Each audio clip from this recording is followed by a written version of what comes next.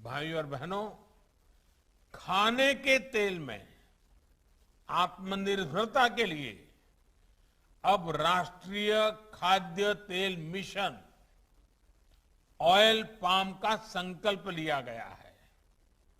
आज देश भारत छोड़ो आंदोलन को याद कर रहा है, तो इस ऐतिहासिक दिन ये संकल्प हमें नई ऊर्जा से भर देता है।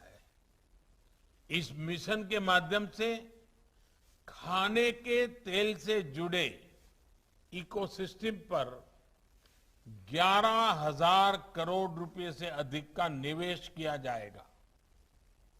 सरकार ये सुनिश्चित करेगी कि किसानों को उत्तम बीज से लेकर टेक्नोलॉजी, उसकी हर सुविधा मिले। इस मिशन के तहत ऑयल पाम की खेती को प्रोत्साहन देने के साथ ही हमारी जो अन्य पारंपरिक तिलहन फसलें हैं, उसकी खेती को भी विस्तार दिया जाएगा।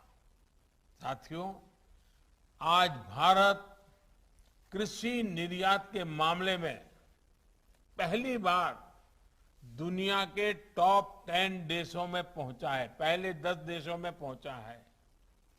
कोरोना काल में ही देश ने कृषि निर्यात के नए रिकॉर्ड बनाए हैं।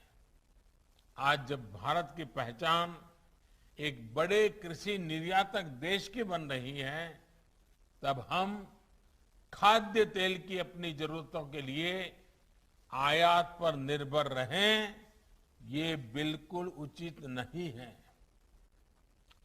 इसमें भी आयातित ऑयल, पाम ऑयल का हिस्सा 55% से अधिक है। इस स्थिति को हमें बदलना है। खाने का तेल खरीदने के लिए हमें जो हजारों करोड़ रुपए विदेश में दूसरों को देना पड़ता है, वो देश के किसानों को ही मिलना चाहिए। भारत में पाम ऑयल खेती के लिए हर जरूरी संभावनाएं हैं।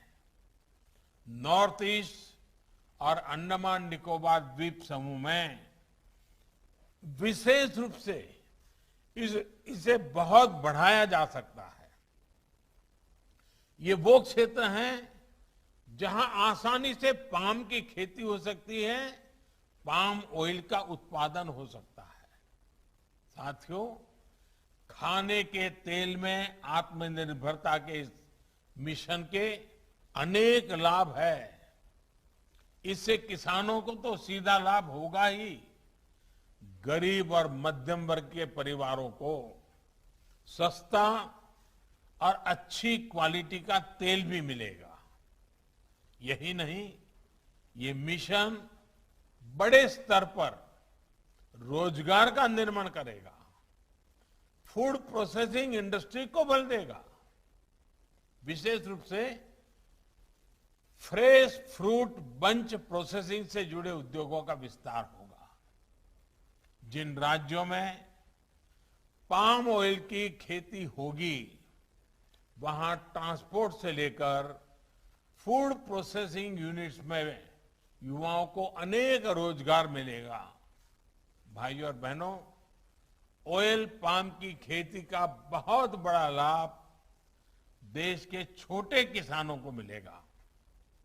ऑयल पाम का प्रति हेक्टेयर उत्पादन बाकी तिलहन फसलों की तुलना में बहुत ज्यादा होता है। यानी ऑयल पाम मिशन से बहुत छोटे से हिस्से में ज्यादा फसल लेकर छोटे किसान बड़ा मुनाफा कमा सकते हैं।